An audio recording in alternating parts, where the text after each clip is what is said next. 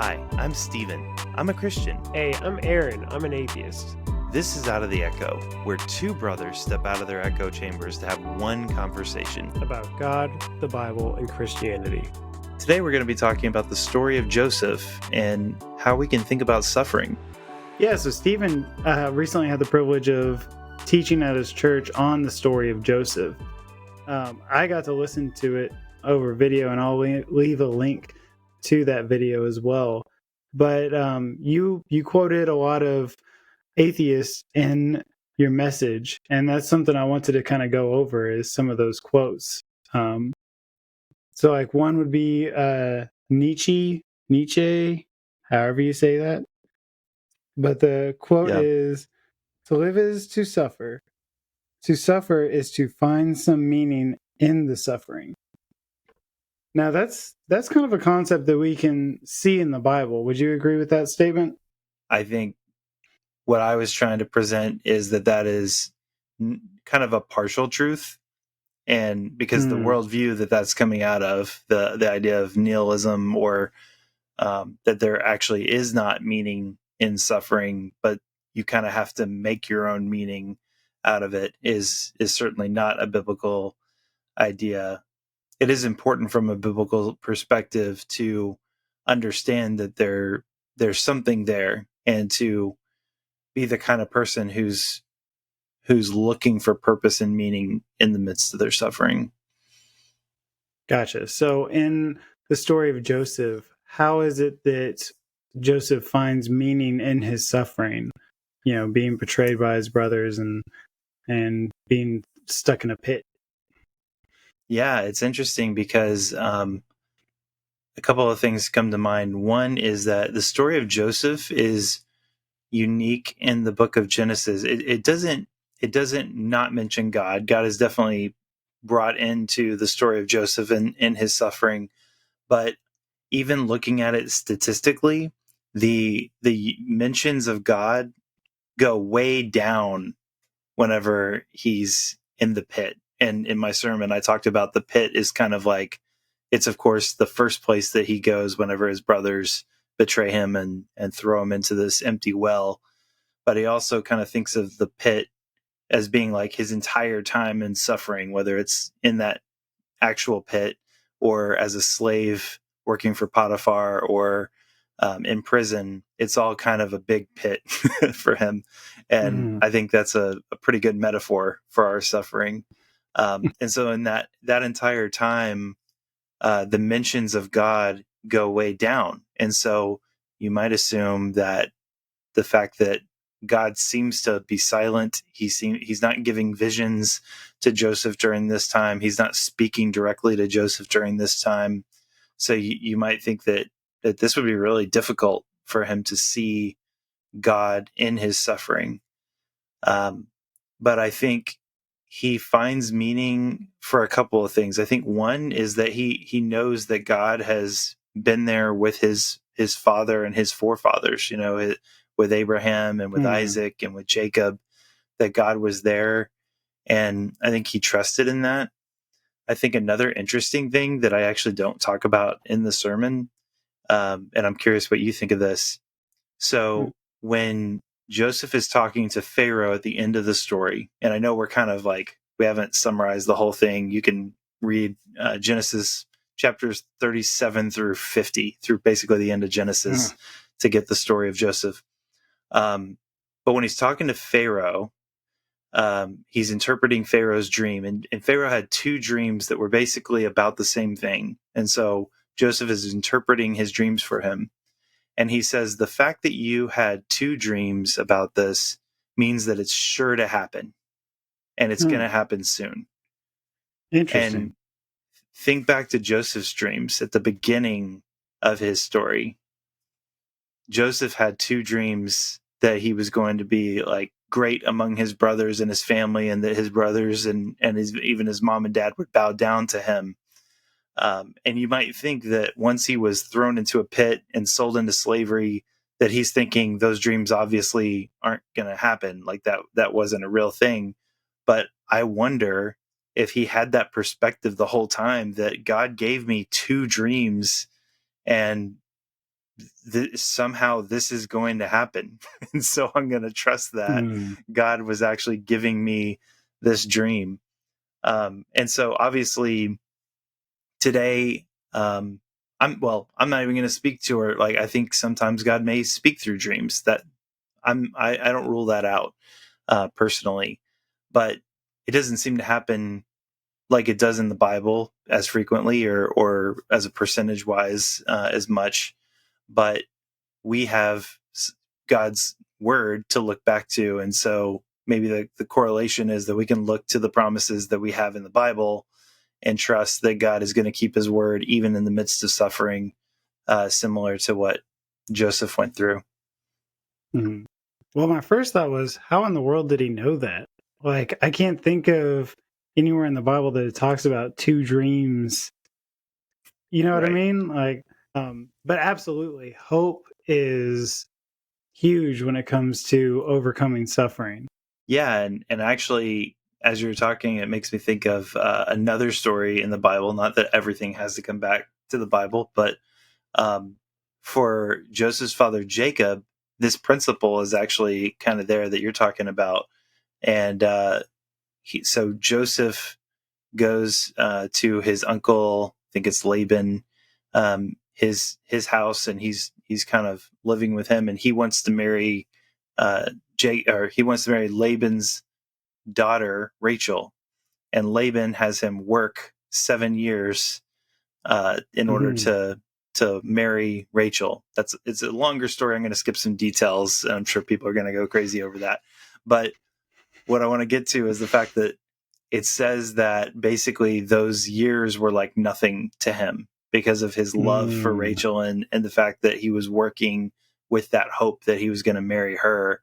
So I think that's kind of the same idea as like when you have hope, when you have something that you're looking forward to, then your suffering isn't nothing, but it certainly makes a difference in your experience and how you handle that and how long it seems that time is lasting. Absolutely. There's a podcast called Questioning Christianity, and I believe it's hosted by Dr. Tim Keller. And one thing that he talked about was how when people were going through suffering, I think the example he was using was like the Holocaust, that the people that were very spiritual had, I hate to say a better time, but they endured suffering much better because of that outside hope of themselves. Yeah, so true. So Aaron, I'm curious, when you were listening to the sermon, and thanks for listening, especially as we talked in our last episode about how it's hard for you to go to church or listen to a sermon, and hopefully I didn't trigger you in anything that I said. But I'm curious, like, how you think about that quote from Nietzsche, or because what I was doing just for the audience is really giving just different ways that when we're in the pit of suffering, that we might try to reason that we're there.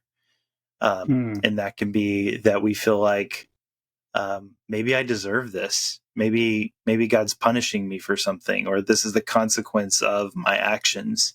Or it could be that, no, life is, I quoted The Princess Bride, life is pain. Anyone who tells you differently is selling something. Or it could be like, hey, what doesn't kill you makes you stronger. Like, this is all intended for you to become a better person. And you might recognize there's actually good things, regardless of your worldview. You may say, I resonate with that in part.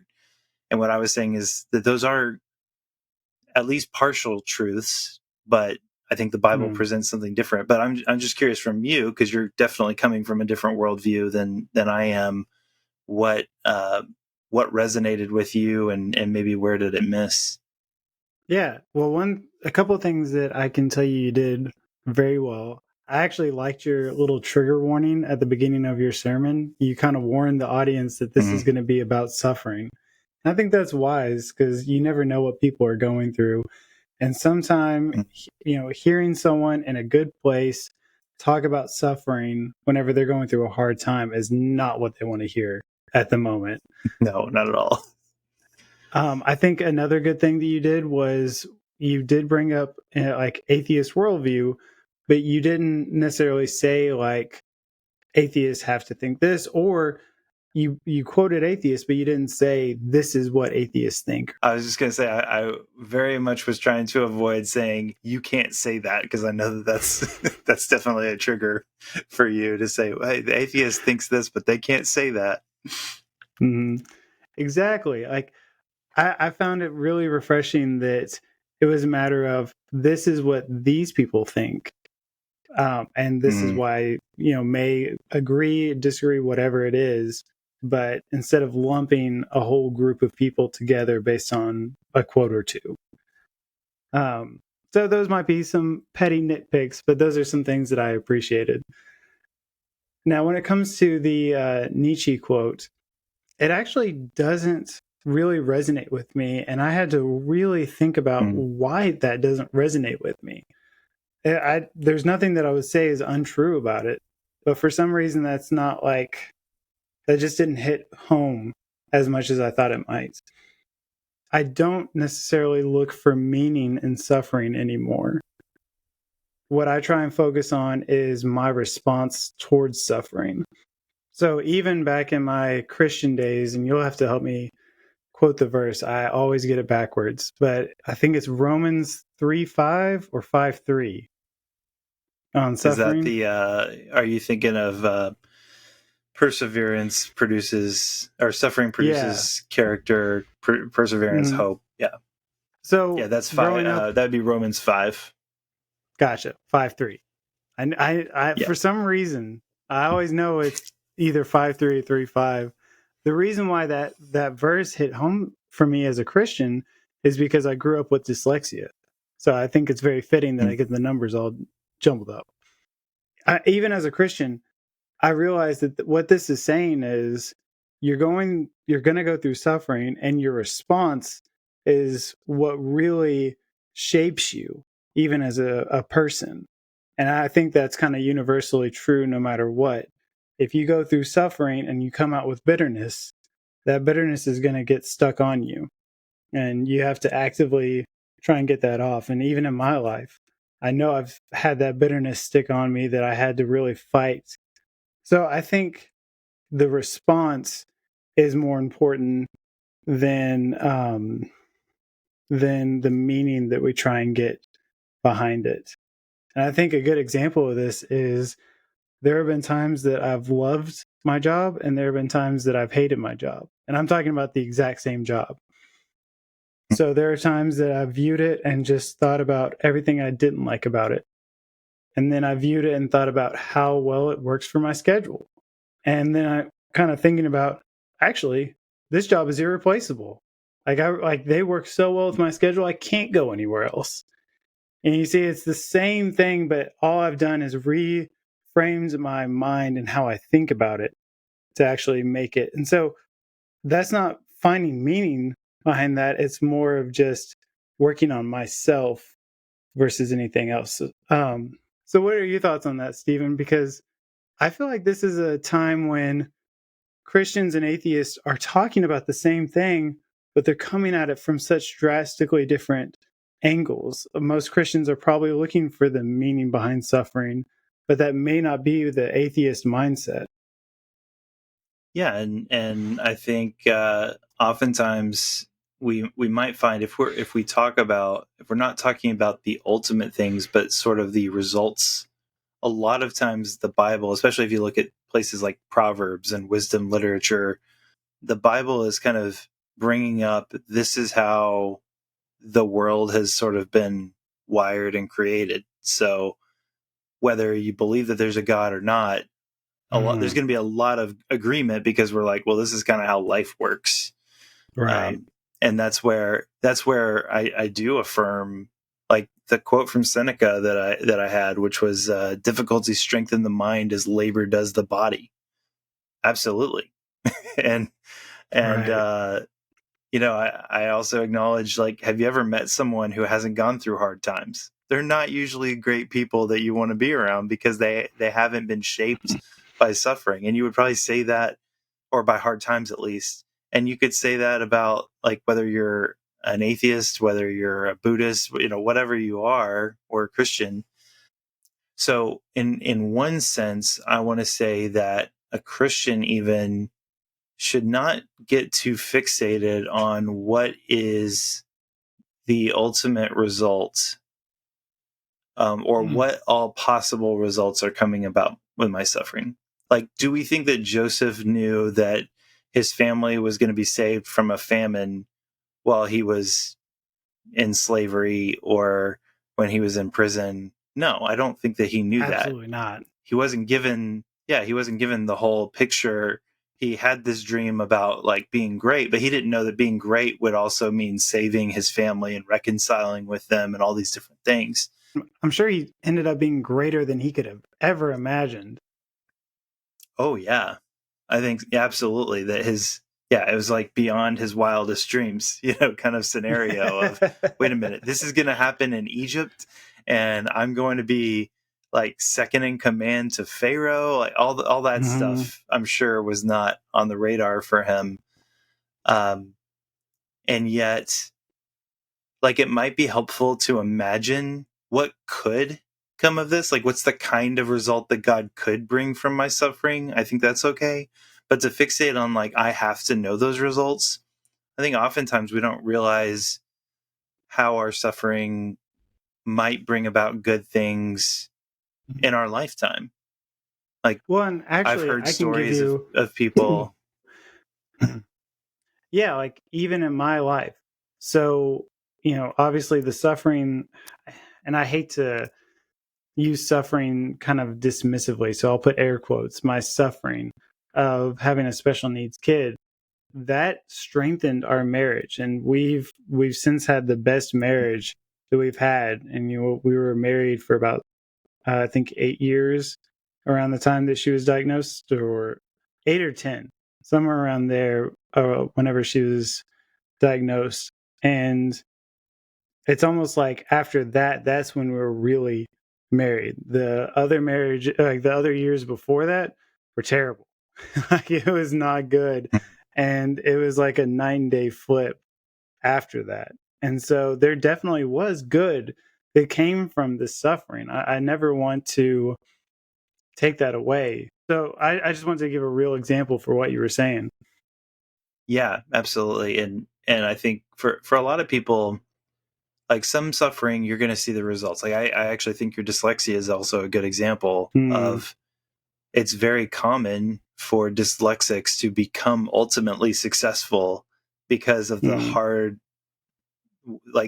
work that they had to put into, like, learning how to learn in a way that they weren't being taught to learn, and Right. and like figuring out how to do things differently. And I see that in you, like your ability to memorize things and just the way you think differently, and you've really overcome a lot, and that's strengthened you. But then there are other things that maybe we never see. Tim Keller tells the story of how he was basically the result of, I think it was his grandfather, who was widowed 3 times, and he married 4 times, and I forget how many kids he had, but a lot of kids. And the last child from that 4th wife, after burying his 3rd wife, and he says, I'm sure that I could, or I'm sure that my grandfather was thinking, why is this happening again? That I'm losing my wife. And yet, seeing that the result of that, like, Tim Keller doesn't exist, and you've even quoted him, and you're not even a Christian. Like, so many people have been blessed by Tim Keller and the way that he thinks and the way that he communicates things. And that's a result of a man suffering who never got to see what would become of that suffering. And I think there's a ton of, we could think of a million examples of that happening, and you can even go generationally. So yeah, the point being, sometimes we see the effects, sometimes we don't. And I don't think that we should harp on that. But as Christians, we can at least know some things are true in our suffering, that God is doing some things in there that are true every time for every Christian, or we can know that he is in our suffering. So Joseph says, God sent me here. And you're like, God sent you here? What do you mean? You were sold, you were trafficked here, and you were betrayed multiple times to get here. And he says, yeah, and God was in that, even as he was not the one who was sinning against me. He was bringing about that good result all throughout that suffering. Well, and something I'm curious on your thoughts. So for God to be working in suffering, that means that somewhere in the line, he caused it. He's actively causing the pain in my life. Now, on the flip side, that means he's actively causing the good that came from it. So obviously that's good. But it's hard for me to believe that a good God would cause that pain. And so that's where for me it was easier to accept that it was randomness that causes the suffering versus a loving God forcing that suffering on me. So I'm just curious, what are your thoughts when, like, if I were to come to you at a church and, say, hey, buddy, you were just talking about suffering, I come to you like that. Yeah. Yeah.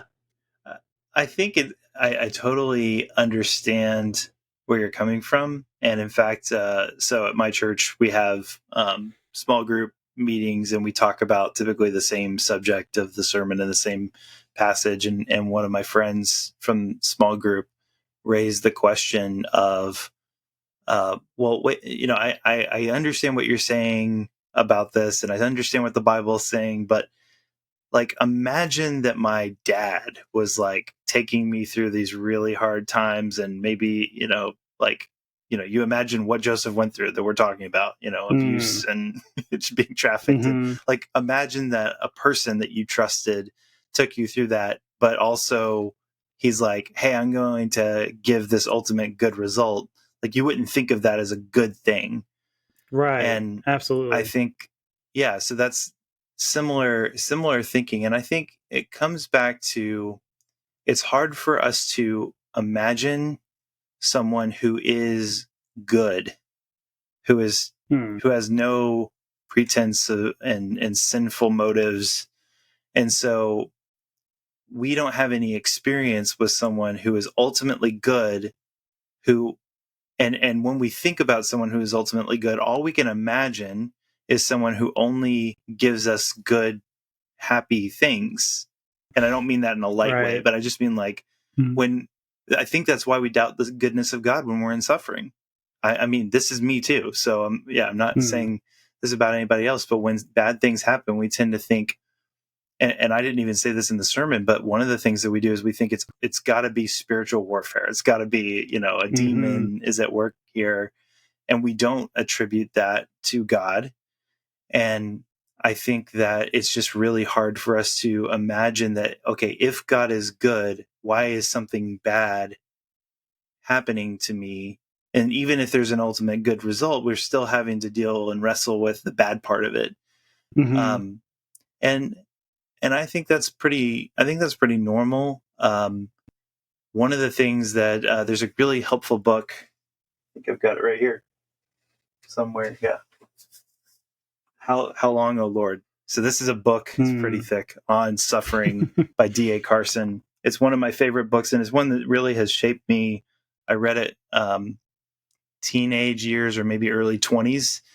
And it really helped me through difficult seasons where I went to 4 funerals in 4 weeks. Some of those times that you go through where you're like, this is a very dark world that I live in. And one of the things that he says is, in wrestling with this same question, is that while God is in the good and he's in the bad, and he has purpose and plan in that, it's an asymmetrical relationship. So what is meant by that is that when Joseph says to his brothers, you meant this for evil, but God meant it for good. Right. It doesn't mean that God took his brothers and he forced them to do something bad because he was ultimately the puppet master. And then he also forced the good.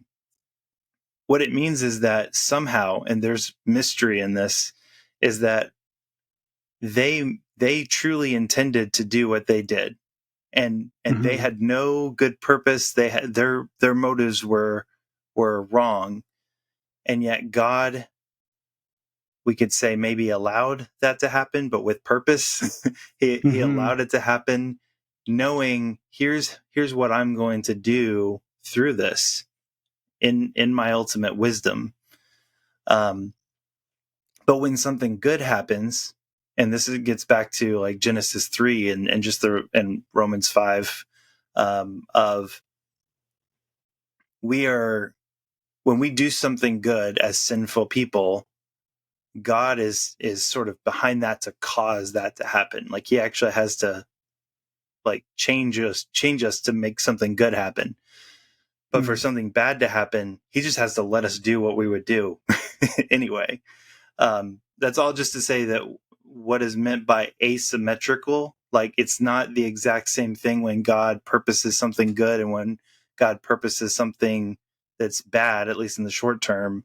Like he is not the direct cause of the evil, even if he has a purpose and in some ways is causing secondarily that evil thing in order for the good to happen. Well, and that's something I was thinking about today. And so in the same way that I don't like it for Christians to say atheists have to think XYZ. I'm not going to say Christians have to think XYZ. Yeah. But I was thinking through the Christian mindset when it comes to something like this. And I was thinking that you can kind of have three opinions. That there's God is over everything, meaning that he would cause the bad and cause the good. And this is more specifically in tune with what you meant for evil, God made for good. That concept, and we see it in more verses than just this one. So there's that concept of God had his hand in both parts. And then I think the opposite extreme is there's total free will. The human or spiritual warfare caused the bad, and so maybe God cleans up after the fact and works in some good in that. And honestly, if you believe in total free will, I kind of wonder how you could even think that God can do the good part at the end. If he can act on something, right, like, why not just stop the bad part? But side tangent. I guess the other option is just some kind of mishmash in between. Yeah, and I mean, everybody's fighting for the middle, right? Because you always want to have clowns to the left of me and jokers to the right. But this view, the view that Carson lays out in this book, How Long, O Lord, is called compatibilism. And I think there's, like, he's kind of arguing from a biblical standpoint that that's really what is assumed. But there's also this idea of, I think, philosophical compatibilism that's similar. But what he talks about, and I say he, like, I agree with him in this, is that somehow the Bible assumes that both God is totally sovereign and that nothing happens apart from it being part of his plan and what he wants to happen in the world. And also, people are completely responsible for their actions. So even as Joseph is able to say, you meant this for evil, but God meant it for good, he does tell them, like, don't worry, like, don't be mad at yourselves, don't beat yourselves up. But I think at the same time, we'd have to say that they are responsible for what they did. The Bible never says, because God is sovereign, you are not responsible for your sin. In fact, if you look at, like, the book of Habakkuk, there's kind of this strange thing where basically Habakkuk is wrestling with the fact that Israel is so bad, and then God's like, oh, well, don't worry about that, because I'm actually going to punish them using the Chaldeans. And he's like, well, the Chaldeans are so evil. And he's like, well, I'm actually going to punish them because they have evil intent in what they're doing to Israel. And wow. And so you can see that. And I feel the same way that you're probably feeling right now of, oh, that's hard. There's tension there. And I think that that's healthy. But but it's assumed by the Bible that both of these things are true. And if you hold that assumption, then when you read the Bible, it just makes a lot more sense, even though you might go, yeah, it's really hard for me to get in there and understand exactly how that works. But somehow the Bible seems to think both of these things are true at the same time. Mm-hmm. Yeah, definitely above human comprehension, for sure. One thing I want to point out is when I was a Christian, I wouldn't have disagreed with anything you were saying today. Like 100% totally clicks. But when it actually happened in my house and when it was my daughter that was affected, that's just one of those that no matter what good could come from my daughter having a lifetime of disability, just didn't seem worth it. You know, even though I can look and say, wow, my marriage is better. I mean, I feel like I'd rather be in a bad marriage and she actually get to have a regular life. And that's when the rubber meets the road that just doesn't quite click. And I feel like there is a difference between talking hypotheticals and then it actually happening in your life. And that's not to discredit you in the slightest.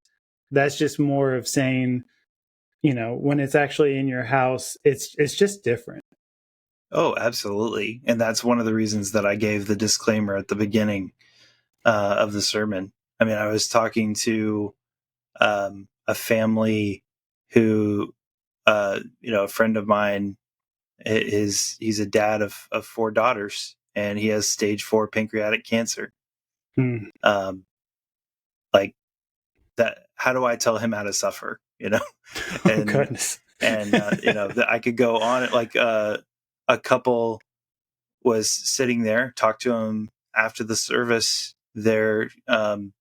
She has a brain tumor and is having surgery, very risky surgery to have that removed. So, yeah, I mean, when I said in the sermon, like we could spend the whole time talking about what's going on, like I actually knew those things that are going on, multiple, like I could keep going of people who are in dark suffering. And I totally agree. Like if I'm in that, I don't like to suffer any more than anybody else. And there's a part of me, this is the superstitious thing I think we talked about last time, where I go, if I preach on how to suffer well, is something bad about to happen to me? Oh, man. It's just the reality of it. And I wouldn't say that I necessarily would handle it any better than anyone else. I can tell you that those people, especially thinking of the family that I talked about with going through cancer, they're saying, we hope to be delivered from this. We hope he's healed, but we also are seeing closeness with God, and we never would have asked for this. So it's, it's really hard. And with your daughter, I wouldn't tell you how to process that. I know her and love her, and I think those things with her of, man, I just wish that I could know what she's thinking, and I could wish that I could, talk to her and go beyond the hugs and the smiles and everything. And yeah, that's where, like, we don't know why God did this, but for me, it's helpful to think there is a loving God whose hand is in this, and that Abraham said, shall not the judge of the earth do what is right? And I think that's kind of the feeling. There's sort of an abstract, like, I don't know everything, but I do know that somehow there's going to be good that comes of this for the Christian. And it's interesting when you think about even the Israelites, like they're taken to Egypt. It seems like that's the end of the story. Well, Exodus is right behind that, and they end up going into slavery, and all these children are killed. It's like the story just keeps getting into these dark things that happen, and the Lord delivers them from that. If you're looking for suffering, if you're looking for characters that suffered, like the Bible's full of them. Absolutely. Yeah. I mean, I said this. Yeah. The Bible is basically a book about suffering written to people who are suffering. All right. Well, I think we'll end everyone's suffering and let them get on with their business. Yeah, thanks everybody for listening. I know this is a hard subject, and in some ways I feel like there's not a lot of really concrete things that I have to say. Feel free to check out the sermon. We'll have it in the show notes. But ultimately, the point is to say that the God of the Bible, he sees your suffering, and that the Bible does address it.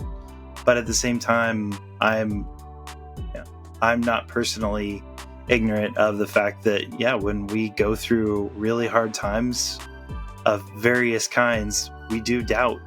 And I think that's not only normal, but I just think of the words, be merciful to those who doubt, and weep with those who weep, and, all these different things that the Bible says about how to help others who are suffering and not to simply just belittle it and explain it away.